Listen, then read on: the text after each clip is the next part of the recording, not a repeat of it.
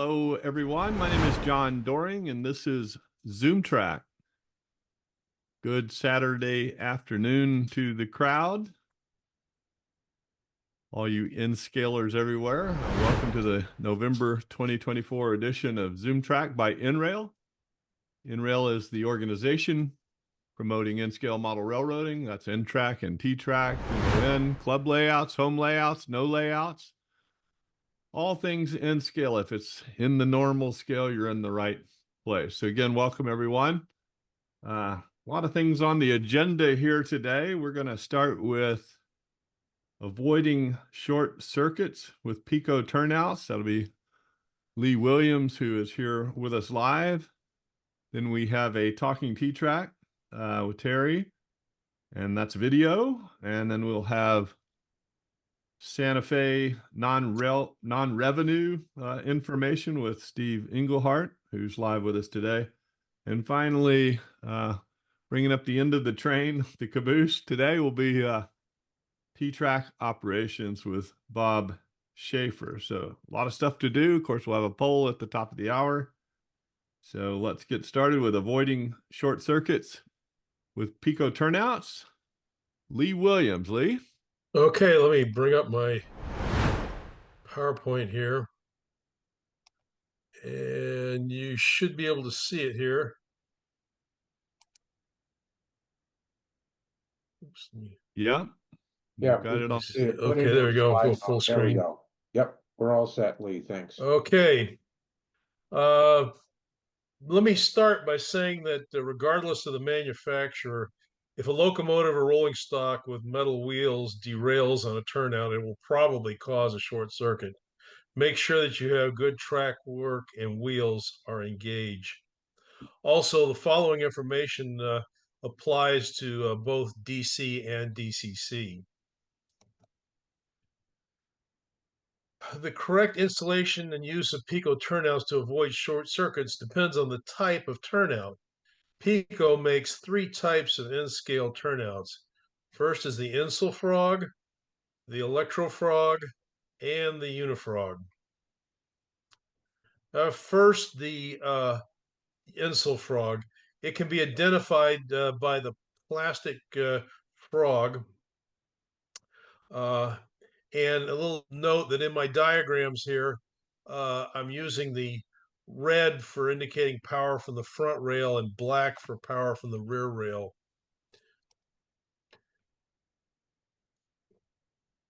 Okay, the Insel frog has jumper wires that cross under the frog that will connect this wire, this rail, and connects this rail and that rail.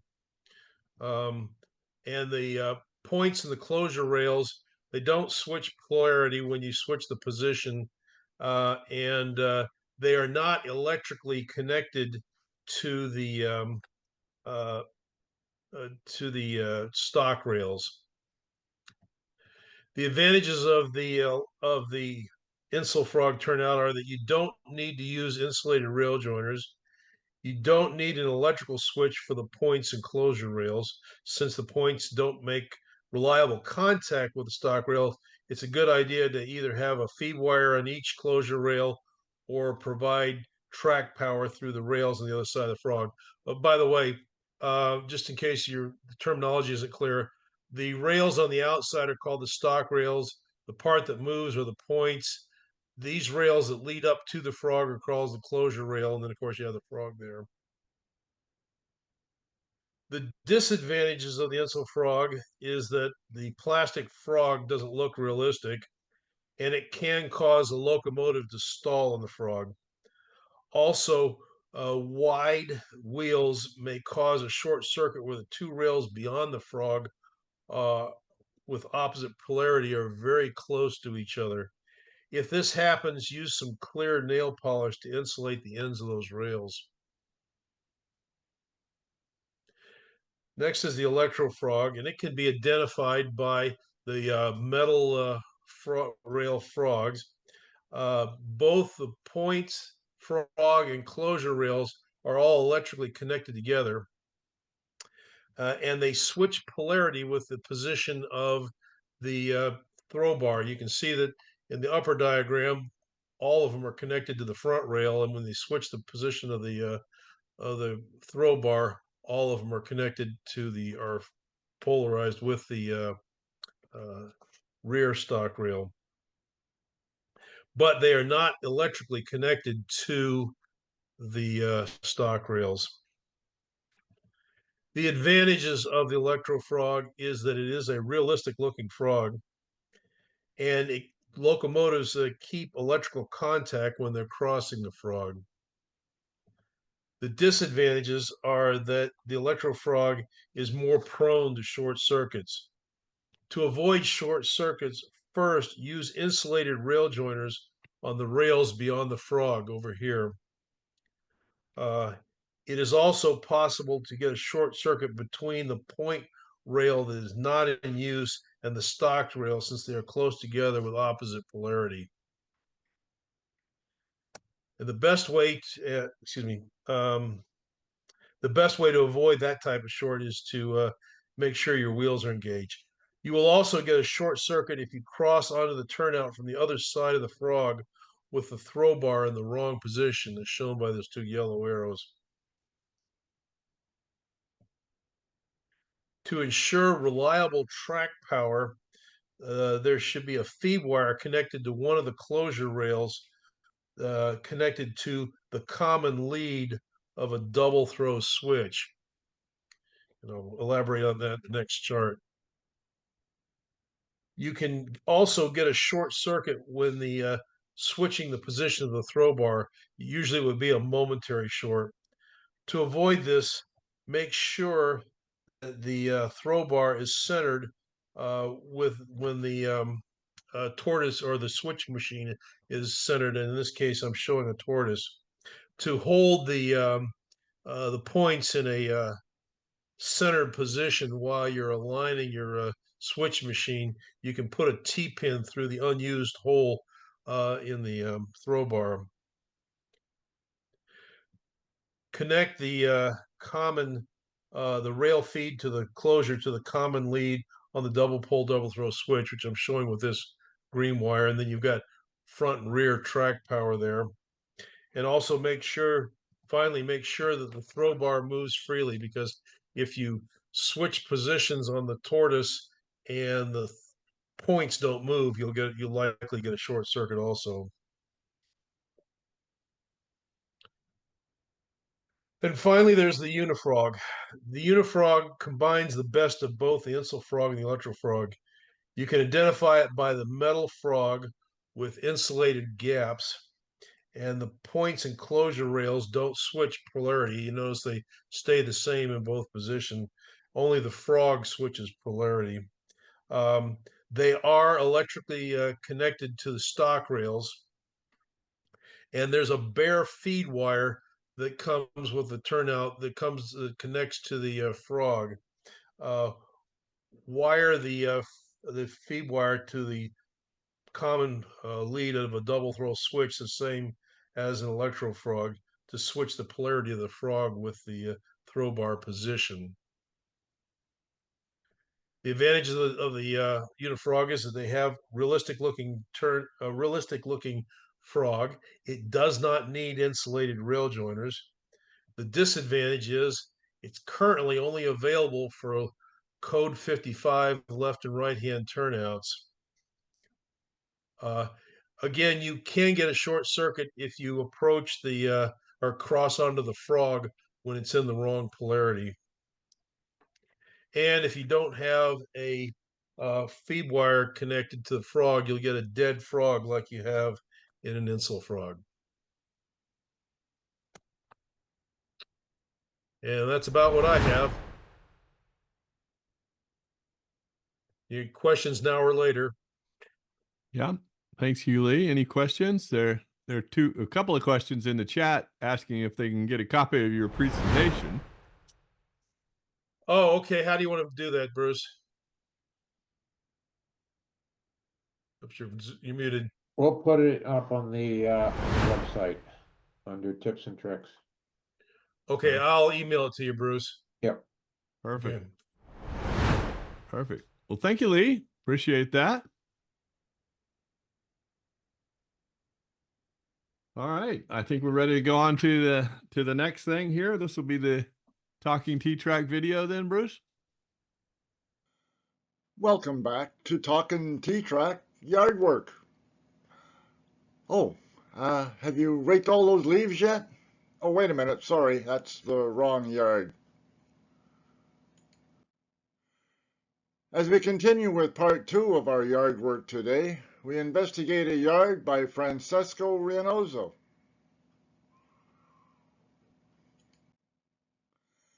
There are many ways to design and build a railroad yard. Here's another 8-track creation option. Francesc Rianoso of Spain is a frequent contributor to the NRail T-TRAK Facebook site. He posted his build of an 8-track yard that also uses the number 4 turnouts in a different design that splits the 8 tracks evenly between the yellow and red lines, and is also a candidate for the inclusion of a slightly different 8-track corner. This is just some of the photos that Francesc posted on his Facebook posting. He wanted double length modules for his yard ladders, and all of his 8-track modules are also doubles. A couple of pictures of Francesc's yard in his typical T-TRAK layouts. His group only does single table wide layouts and embraces standard T-TRAK corners and junctions.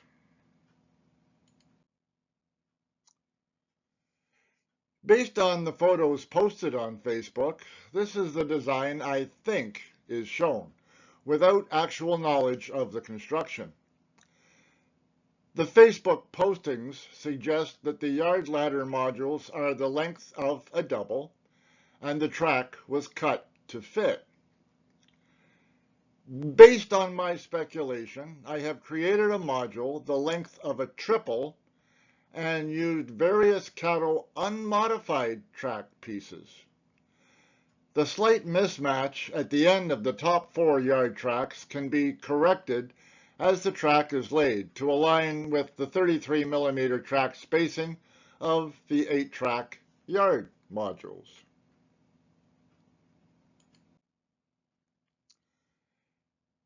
Both designs, my True North rail yard ladder and Francesc's yard ladder, have 8 tracks on a triple length module using off-the-shelf unmodified Cato Unitrack pieces.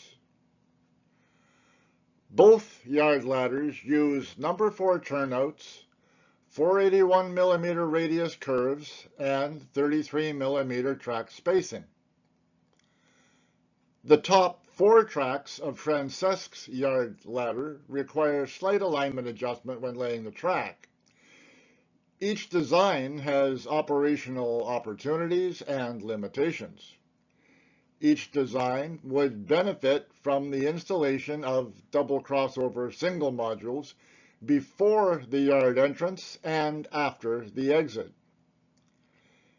If the layout allows, both designs would benefit from the reverse wiring of the yellow track supply to allow the use of those double crossovers, allowing full yard access to both the red and yellow tracks.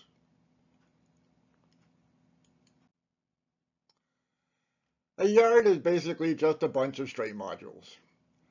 A simple standard loop layout with added double crossovers at each end of the yard would require yellow bus power reversals. These diagrams here just show the inclusion of the yard in a loop in any kind of configuration with either corners or standard Jackson junctions at each end. Just normal layout loop construction.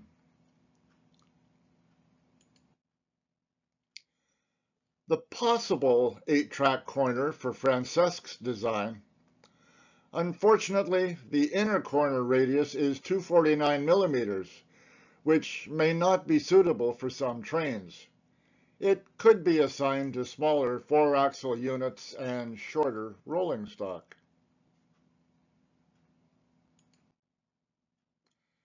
As I said, each of these yard ladder designs have their benefits and their drawbacks.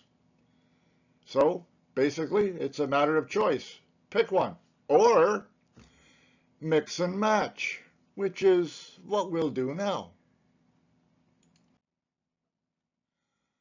A large U-shaped yard with the optional 8-track corner is a perfect companion to the large 447, 480 millimeter radius corners or large junctions.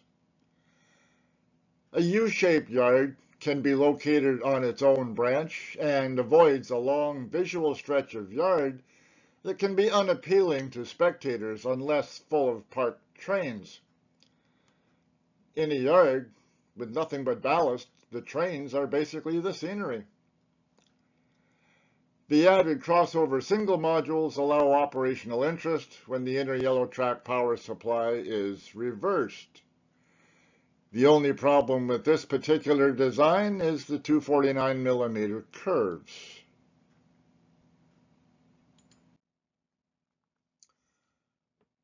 Large corners and or junctions with the optional large corners with the 249 millimeter inner curve when the yard ladders are mounted reversed.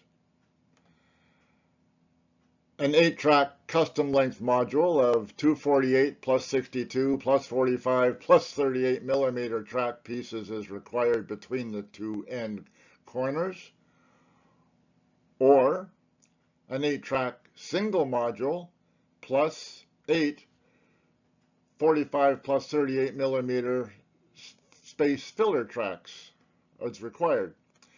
If you're going to cut track, the perfect length for that filler piece is 396 millimeters.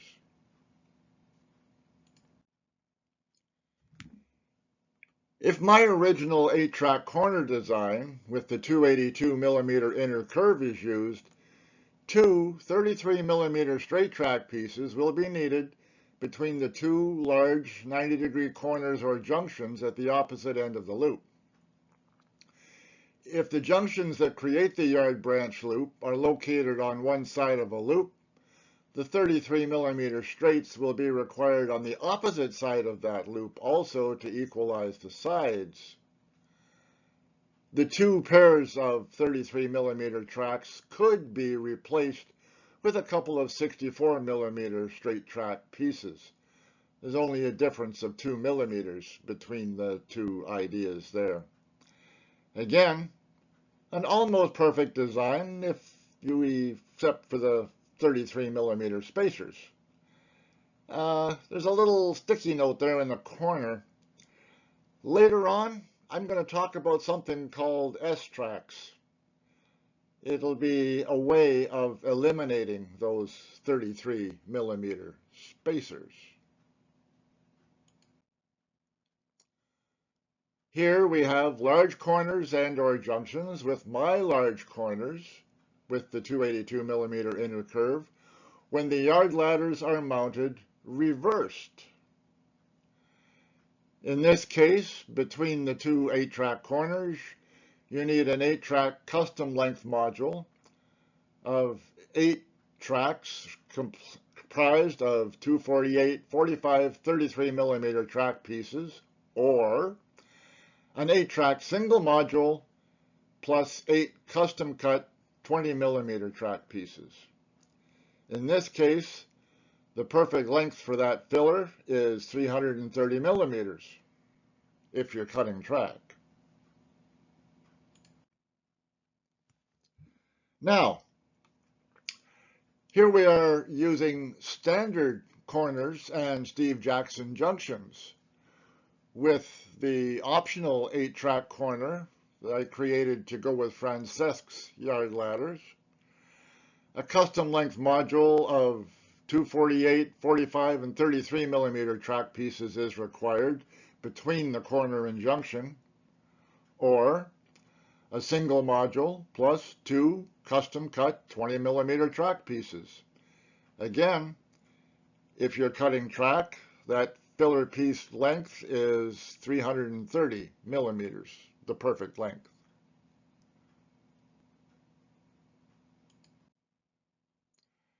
And again, standard corners and or junctions with the optional large corners with the 249 millimeter inner curve when the yard ladders are mounted reversed. 8 pairs of 33 millimeter straight track pieces will be needed between the 8 track corners, or 8 64 millimeter straight track pieces could be used. So that's a grand total of 16 33 millimeter track pieces if you happen to have that many lying around. And again, that little note, S-Traks will help to correct that need. Standard corners and or junctions with my large corners with the 282 millimeter inner curve and Francesque's yard ladder. A standard single module plus a pair of 38 and 45 millimeter straights are required to fill between the corner and junction at the supply end. Perfect length for that piece, if you're cutting track, is 396 millimeters. Now this one I really like. Standard corners and or junctions with my large corners with a 282 millimeter inner curve when the yard ladders are mounted reversed, Francesque's yard ladders. There are no gap filling trackage required, no S-Traks, which again we'll get to shortly, and double wide tables are only needed for the yard. The rest of the layout can be single table wide if you're using standard corners and junctions. Now, using an 8-track corner can effectively cut the length of a yard in half for smaller spaces. Add double crossover single modules, increase operational flexibility, but requires the yellow track power supply to be reversed, which may reduce the use of the yellow run-through track of the large junctions.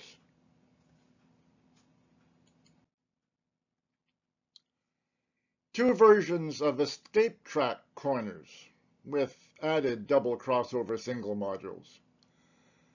The lower version allows yard trains to remain in the yard, in effect making the yard similar to hidden staging. The added double crossovers shown are optional, but do increase operational flexibility greatly. Although created for DCC operations, DC supply could be considered also. And if you did indeed see last month's 8-track presentation regarding the True North Rail yard ladder, this is the same thing, only different. Now, talking T-TRAK follow-up. This is more information about a previous topic, that being last month's True North Rail 8-track yard ladder. When I showed these graphics in my True North Rail 8-track yard presentation, this was good for double table wide displays. Trouble is, the 66 millimeter requirement made the extended layout 66 millimeters too wide for a single row of tables. Many of us still embrace standard T-TRAK corners and Steve Jackson junctions in layouts mounted on single rows of tables. With the increasing need to supply our own tables or pay table rental costs, single rows are becoming more popular. So how do we correct this 66 millimeter problem? Oh look, S modules, the things I've been talking about before. Okay, now we're going to talk about them. Single module length S modules constructed with 481 millimeter 15-degree curve tracks create a situation and size equal to a number 4 turnout crossover track. You can see in this diagram what I said before. The yard is the only section that needs to be double table wide, and the rest of the layout that feeds the yard can be single table wide, because the S tracks remove the need for those 33 millimeter space fillers. Now, modules we talked about earlier, these are from, if you're reading this, it'll be pages 14 and page 17 of this chapter of yard work. The optional use of S tracks rather than 33 millimeter track pieces.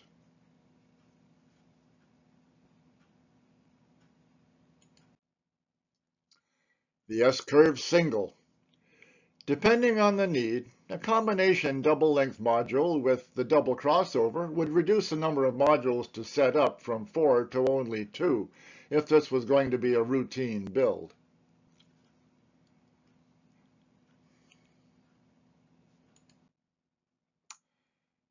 Next time, we'll have a look at Paul Musselman's yard work as outlined on his website, the unofficial T-TRAK Handbook.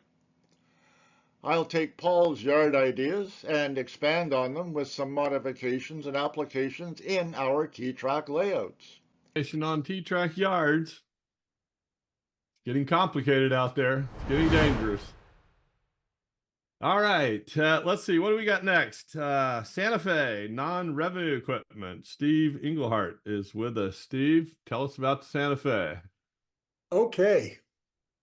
We've got a bit of false advertising going. Uh-oh. Because we've been talking about SantaFe non-revenue equipment. The whole purpose of this program is to talk about things that I think are SantaFe revenue equipment. But if you walk in and try it at an NRMRA contest, you're going to create some problems. So let's talk about that. So you may remember that last May, I was here to talk about fire trains. Right. Now you could maybe blow up an operating session by taking one. So I'm back to cause some more trouble. So this month, I would like to appeal again to your inner troublemaker to blow up a modeling contest by taking an unexpected entry. So what would that be, baby? Very early in its life, SantaFe made an important decision. They decided they were a transportation company. I do a lot of business consulting. One of the things I have trouble getting people to understand is who they are as a company. SantaFe quickly realized they were not a railroad. They were a transportation company. So keep that in mind. And let's not forget all the hotels and beverages and stuff they were in. They were in all kinds of stuff, right? So let's see what else they were into that might cause confusion. I don't know of any other railroad that developed revenue from as many diverse sources as the SantaFe had. Maybe Pennsylvania. I don't know. There's several out there. Burlington is certainly one that had some or all of this, maybe bits and pieces. But SantaFe, whoops, where'd that slide go? SantaFe had tugboats, right? We're operating in San Francisco. SantaFe Trailways, the buses. SantaFe Trucking. They were in the airplane business twice. So let's talk about those things. Are those revenue things? Are those revenue cars, so to speak? So SantaFe Trucking, like if you look at the top left and right photo, you'll see the symbols on those trucks. Those are the symbols that were on the railroad cars also. They were clearly tying their trucks to the railroad. And SantaFe chose to get in this in 1931 because the truck business was cutting into the less than carload business. And it was getting worse and worse. And so Santa Fe got into trucking, grew to over 17,000 route miles, 5,600 pieces of equipment. And they've wound up selling it finally to a decline in traffic. So could a truck be considered a revenue producer for the railroad? So if you took a flat car with a trailer on it to a model railroad contest and said, this is a revenue car, they would be glad to accept that. But what if you took the trailer off of the flat and just set that on the table and said, this is a revenue car? Do you think you could make that argument? So San Francisco on the bay, as most of you know, that San Francisco was able to get their tracks into the Oakland side of the bay, but they couldn't get over to San Francisco. That was Southern Pacific country. So Santa Fe solved the problem by creating some barges and simply pulling some cars across the bay because they had some customers on the other side of the bay. So they pulled the cars across the bay and got them to their customers that way. There were several other railroads that also did it in Oakland.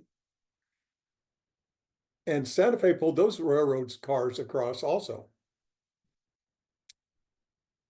So when you look at these tugboats, pre-World War II, they had 5 tugboats. After World War II, they had 3. So think about this. You've got a barge and it's got tracks on it, and you push it boxcars on it. Then you hook a tug on it and tow it across the bay. Could you maybe go to a contest with a tugboat and make an argument that that is motive power for a railroad? You got a boxcar on tracks being pulled by something, right? Whether it's a locomotive or a tug. Is that locomotive? Is that tugboat motive power? So then Santa Fe and a bunch of other railroads got into the bus business.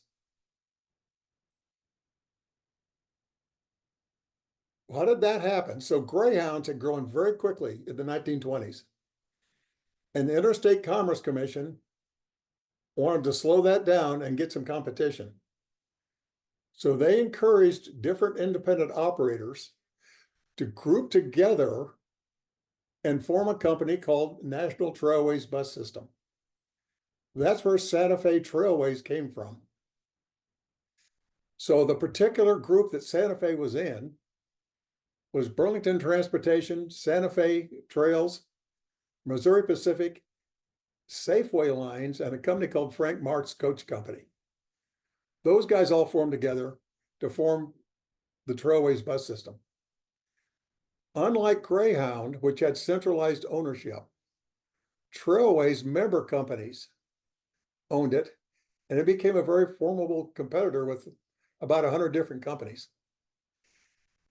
And most of you that have as much as gray hair as I do remember buses used to carry a lot of packages, less than carload stuff, just like the trucks did.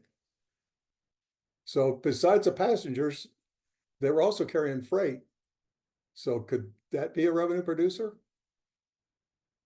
Now on the San Francisco side of the bay, Santa Fe had some buses. They called them train buses. Santa Fe used them, but also Western Pacific used the Santa Fe buses. And Western Pacific used them to interface with the California Zephyr.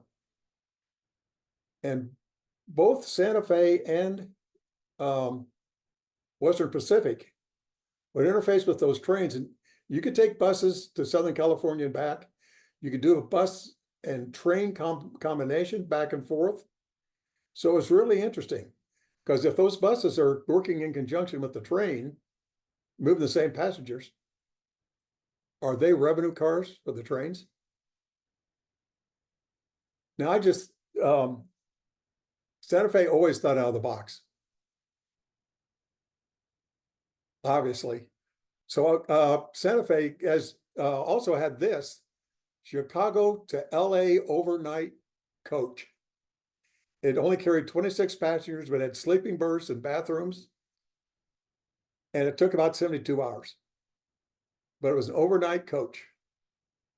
So think of just a Pullman being driven on rubber tires. And this thing kind of doesn't have much with the road, but I just thought I'd throw it in because it'd be fun to build. It was called the Victory Liner. So in 1942, the U.S. opened its largest munitions plant, which was the Sunflower Ordnance Work, just west of Kansas City, just north of Lawrence, Kansas, if you know where Lawrence is. It was 10,000 acres. It was huge. And because of World War II gas rationing, people didn't drive to work. The main way to get to work was by bus, and Santa Fe did almost all of that. So the main way for those 12,000 workers to go to work was on a bus. Now, during the war, Santa Fe wanted to have more bus capacity, but during the war, you couldn't get metal to build buses. So this behemoth you're looking at is a plywood bus. They built them out of plywood. They carried 117 people. And actually, my mom and uncle may have ridden this bus because they worked at that Sunflower Ordnance plant during the war. Something cool about this bus is look at the cab. It turns, on the bottom part of it turns. So this thing is like a tractor pulling a trailer. It's like a semi-truck pulling a trailer. So the bus was actually a trailer kind of hooked to this tractor thing in front that turned. It'd be kind of cool to model this. I just haven't figured out a way to build this tractor part. So Santa Fe, again, just a second, I want to make sure I didn't skip a slide. I did. So Santa Fe starts taking to the air. So the Santa Fe did not own this airline. They partnered with this airline. So there was an airline called TAT. It was a transcontinental airline. And they partnered with the Pennsylvania Railroad. So these airplanes would take off and fly during the daylight, but they couldn't fly at night because there was no navigation equipment. So they would land and put their passengers on the Pennsylvania Railroad. The next morning, the Pennsylvania would give them back to TAT, who would fly them across the country till they had to land again, and then they'd give them to the Santa Fe Railroad. And then when Santa Fe got done with them, they'd give them back to TAT to fly them on to Los Angeles. So the fare was $352, which is about $6,500, $6,800 today. It took 72 hours to get across the country. Fred Harvey offered the meals. And at several ground stops, he also fed them. After 21 months, it was replaced by a forced merger. The post office wanted to transport mail, and this wasn't the TAT and passenger operation was a good one for mail. So they forced it to merger, and it became TWA in a 36-hour route without trains. So this is a map of what was going on. Pennsylvania picked them up, flew them to Columbus, Ohio. The train then took them to Winoka, Oklahoma, where they back on TAT to fly to, no, I'm sorry. The train took them to Columbus. And then they flew to Winoka, making a lot of stops along the way, as you can imagine, it was a Ford tri-motor. Then on Santa Fe to Clovis, and then from Clovis, they flew on to LA. So that's what they looked like.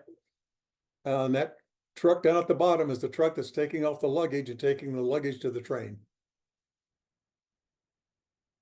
Now then, these are airplanes that Santa Fe did own. So after the war, Santa Fe grabbed some DC-3s and DC-7s. As you, a lot of those guys that there again have some gray hair may recognize those as the military C-47s and the military C-46.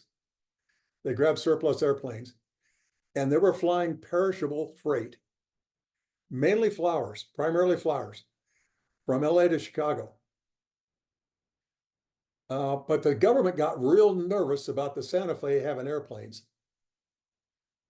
even though they were only flying freight, and it was only perishable freight that had problems on the rail lines. So the government, because of anti-competitive fears, made the Santa Fe shut down the airlines. But could you consider this a Santa Fe Railroad revenue car? Think about it.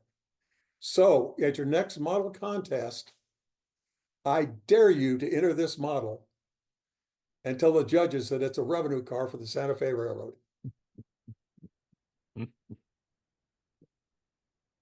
So Steve, I can yes. tell you are a troublemaker, Steve. Have I got some of your inner juices flowing? You certainly have. Go up a contest or two? Well, you've got me thinking that I'm going to need another closet if I have to start collecting trailers and tugboats and buses and airplanes also. I don't have hardly any of those things yet, so that's going to be a whole nother closet full. But when you take that into the contest room, I'm totally behind you, but I'm going to be like several steps behind you, just in case. Yeah, sometimes those rivet counters don't have a whole lot of sense of humor. That's right. I took a T-TRAK module, a 1-foot T-TRAK module. And it was the one that I showed in the fire train one I did. It's a 1-foot module, but it's got 14 fire trucks on it all lit up. No, it's in the easy LEDs I did. There's police cars, fire trucks, everything all lit up. And one judge just cleaned my clock because the fire trucks were in the wrong place. And I thought, hey man, there's 14 vehicles I've got to place on here, and it's a 1-foot module. I don't have a lot of time to worry about where I place the fire truck. Right, absolutely. So there you go, guys. That was very interesting, and I didn't know anything about a lot. I knew about trailer traffic, trailer and flat car traffic, but I didn't know about airplanes and tugboats and all of that. So that's quite interesting. If you go into looking at something like Burlington Northern, they had their hands in a bunch of that stuff. Huh. Pennsylvania had a bunch of stuff. So yeah, if you start looking at your favorite railroad, you might be surprised what they were into. Very good. Lots of modeling opportunities. Fantastic. Yeah. Thank you, Steve. Thanks again. Now go back to your workbench and come up with something else crazy for us to. Okay, I'll try to do that. All right. Very good.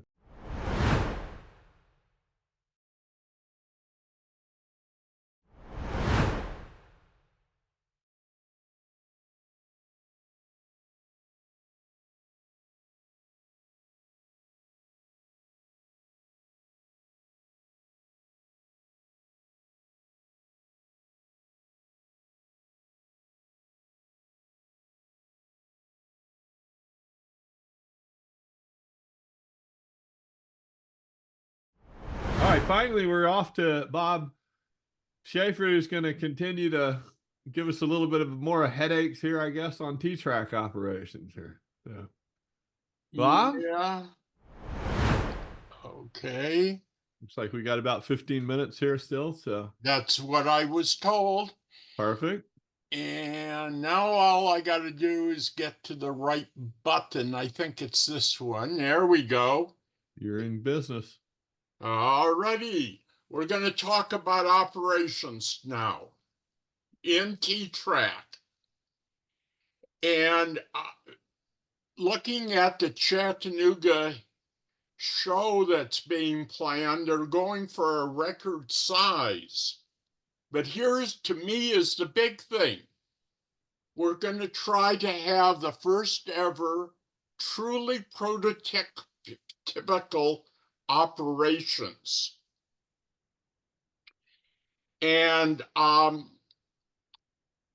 of the things in order to enable it is we're going to have some things we're calling ops mods.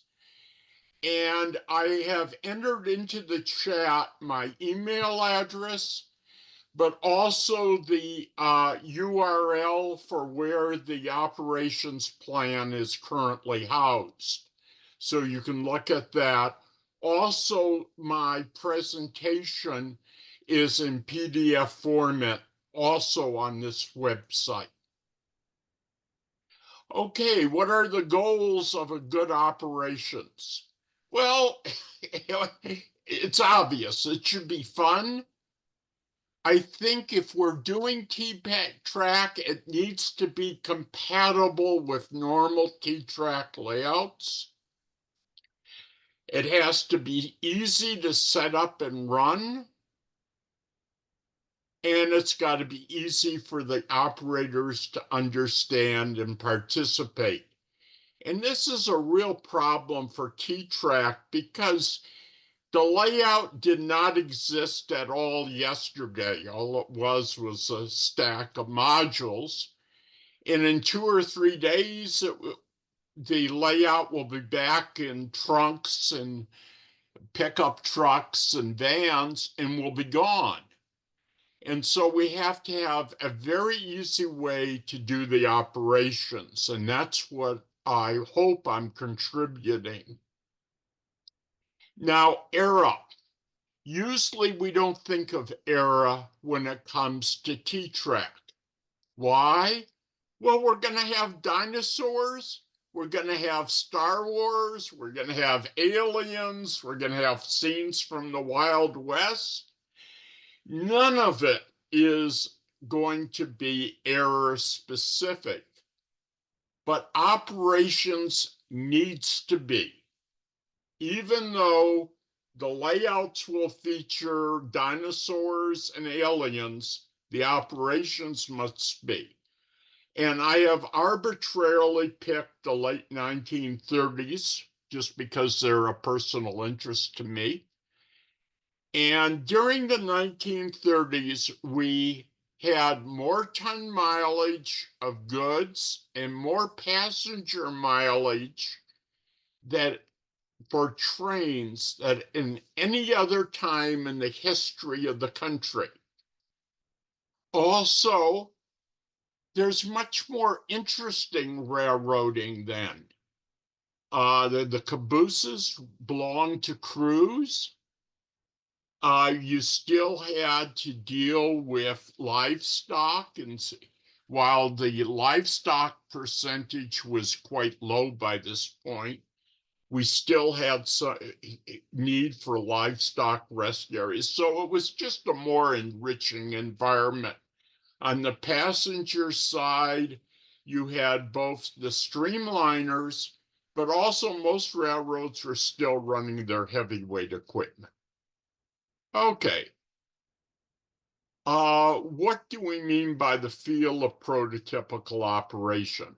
First, the crews are going to have track warrants specifying arrival and departure times at each location, when they should arrive, when they should depart. The yard and terminal crews will have switch lists for each train. What cars belong to which trains as they build them in the yards. Meets are going to occur at passing sidings. And of course, we're going to need some simplifications. Obviously, we're not going to use car cards and waybills simply because this layout didn't exist. 48 hours earlier, may not exist in another 48 hours. So we have to keep things in that are as possible. Oh, by the way, give me a time code when I've only got 5 minutes left, please. Okay, the 3 pillars of T-TRAK operations. The Ops Planning Committee, the T-TRAK Ops Software, and the Ops Mods. We've got a planning committee, and I'm going to talk about each of these in great detail. The software, which allows us to make all of this work, and the ops mods, which we're going to need to build if we are going to have true prototypical operations. Okay, the operation committee is going to be responsible for making the decisions about the operation session. We desperately need people. If you would like to be part of this, the initial planning process, how the trains are going to work, what kind of design elements we need, we really need help. And your help is both needed and appreciated. And just send me an email. Okay, the software. The software basically creates a simulation session. Once we know what the different locations are on the layout, it takes less than an hour to enter that information and then to create an entire simulated operation session. Train schedules, meets, track warrants, a string line diagram, and switch list. And all of this can be done in less than an hour. And then we get to our friends, the ops mod. And all an ops mod is, it's our term for a group of T-TRAK modules that are used as a single entity. So it's just a bunch of T-TRAK modules stuck together. It could be as small as a single module, the basic 310 millimeter module with a station on it. It could end up being larger, like 4 double modules, all the way up to a stub-in passenger terminal, which uses over 40 single module equivalents. Okay, why do we need these things? Well, what you see on the screen just won't work. Remember, at a show, you've got traffic moving on the red line counterclockwise, traffic moving on the yellow line clockwise. You can't easily transfer. You see these all the time, but it won't work in normal T-TRAK settings. So what we need to do is have our operations work off the red line. And somehow we need to get rid of the yellow line to do this. And that's what these ops mods do. Now, I've got a whole lot of examples for you. I'm going to go very quickly. They are just examples. I'm sure everybody watching this can do a better job than I did on these. They're very, very quick. Okay. So here is our station module, and it could fit on a single wide. We could also use a double module, bend the yellow line back a little bit. Now the stations are going to be very important for operations. Our passenger trains will stop at a station, and they will, of course, allow passengers to board and detrain. In addition, the mail clerks will swap mail bags. Also, there'll be fast freight, which needs to be dealt with. If we're talking about a freight train, well, the freight train will stop at a station to receive new train orders. And one of the things that we have planned in the software is that freight trains can stop at a station and receive train orders, which will then change the next item that they have to do on their track warrant. Okay. a livestock, and again, I'm going to go very quickly here. These are all available up on the website. We've got a livestock rest area, which is 2 doubles wide. You might be able to do it as a triple, depending upon how you build it. We've got a standard interchange module here that is a triple. The foreign railroad there that's coming in at a right angle, there's no need to make the track operational. All you're doing is showing an interchange, and again, a place to leave to set out cars or pick up cars. Okay. So we need passing sidings, and I think the minimum length is going to be about 4 doubles. Assuming that we want to get, I think a train of 10 cars, while that's fine for a peddler freight, might be a little bit short. And so if we want to get up to about 16 cars, we're going to need to have at least our passing sidings on 4 doubles. And notice I've thrown a station in there because every module that's got a passing siding should also probably have a station, just so we have a bunch of them. Okay, here is a... Bob, here's your 5-minute warning. Oh, okay, thank you. I'm not that far behind. I'll just go quickly. Here is a 4 doubles with the yellow line bent out of the way.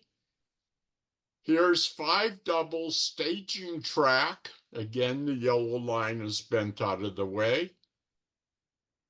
This gets confusing. This is a 6 double classification yard. I think I would make it 1 wider if I were doing it. Here's a 7 double pass-through terminal. And I really think this has got to be 8 or 9 doubles wide as a pad, just to get everything in there that you would have in a normal pass-through terminal. Again, these are examples. This is one that I think some people might find interesting. They're a single depth module, but what we've done here to get rid of the yellow line is the red line passes on top of it. So the yellow line goes down at a 2% grade, and the red line goes up about a 2% grade. And then you get to this bridge structure or tunnel structure, at which point then we cross over into the rest of the module. And I've got I think, a nice report coming up. Okay, now here's the other way to get rid of the yellow line, is just to use some junction modules or equivalents. Again, you see a station sitting there, but the entire interior is available. And this allows for some really interesting things. This is little village of Smallville here would keep a crew busy for at least a 2-hour session. It's larger than my home switching layout, which is also in scale. And so you see the possibilities here. Again, there is a passing siding, of course. Here is an interesting port, and you see the, if you have to load and unload a car float, that's kind of an interesting thing. And so again, this would keep a crew busy for a long time. Here is a staging yard. We don't have time to really explore this, but this is a division yard that is set on basically 6.5 doubles. So it would be a little bit larger than what some of the other things are, but you've got a full division yard there. And here's the really big one. This is a stub end terminal. It has the equivalent of about 40 or more single modules. And I don't have time to work through it all, but it uses the loop here at the lower right as a way for turning the trains and also the cars that need turning. Okay. So let's have some real ops instead of just train running. And yes, I think everybody can do a better job of designing these ops mods than I did. Please send a copy of yours and I'll share it next month on ZoomTRAK or whenever my next bit on ZoomTRAK is. And then with that, I'll call it quits and answer questions. All right. Thank you, Bob. Yep, you gave me a lot to think about. So I look forward to maybe a Q&A session next time or looking at some people's input. And I can do that now if you would like after this is over. Okay. We'll keep that up. Let's go to do the poll. You should all be seeing Yeah, that. can you get me out of my screen sharing mode? Let's see what I can do there. Yeah, there we go. Thank you. Well,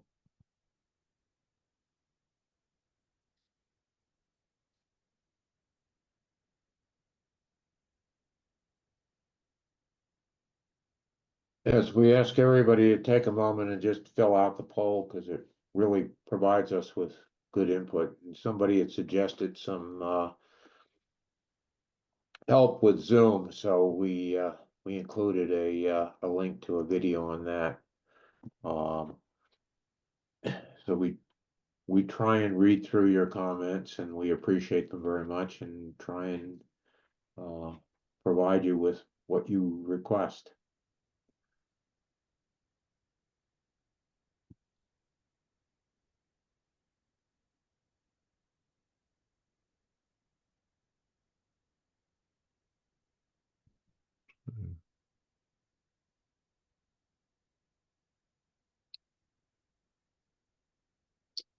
Bruce, if people have any questions for me, I'd be glad to answer them. I'm not seeing anything in the chat. Anybody have a question they'd like to ask? So Bob, just I'm thinking because if you're basically looking at a system where all of the directional information will be given to you in paperwork. This is like a train order system rather than a dispatch kind of system.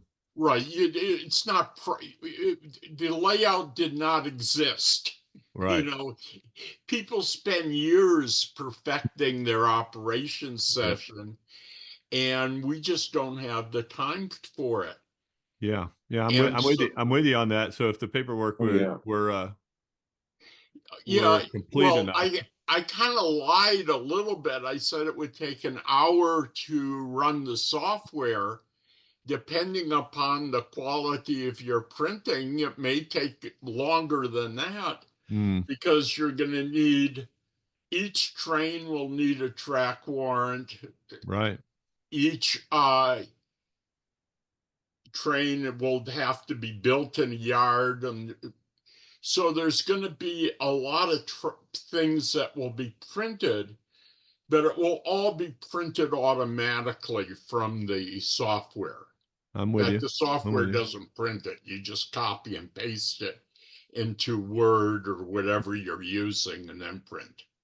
We've had a couple of experiences in the big Evanston Fremo meetup with operations or pseudo operations, Right. and it's been a lot of fun. But one of the things that I've noticed, again, is kind of the relevance is the temporary layout, right? So not only do you have a temporary layout that nobody's familiar with, but you also have a lot of operators who aren't familiar with each other.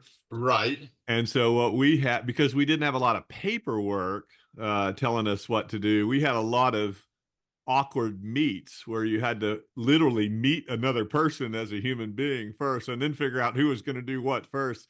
I think in that kind of a situation, it's better to, if we could have had some,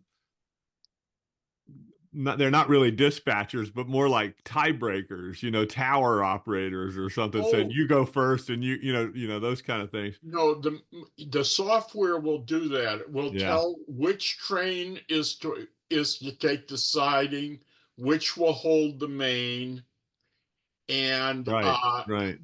the key is we don't want saw-bys. While Yeah. saw-bys are just a lot of fun once, Yeah, you they take can't too long. have a saw-by at every passing siding. It would destroy the session instantly. Right. Well, thank you very much. Yeah, that'll be an interesting ongoing conversation as you try to pull all that together. So not only will it be presumably the largest T-TRAK layout ever, but it'll be the largest operation session ever done on T-TRAK too, right? By Right. definition. Well, yeah, not only that, but the real key to this is getting some of these ops mods built. Yeah. That is that we have to have T-TRAK modules that are set up for real operations and not just a spur track off the back end or something like that. Yeah, I hear that. Yeah. And if we can get that with the passing, even if we only have passing sidings, if we got a staging yard and passing sidings, we could still do limited operations.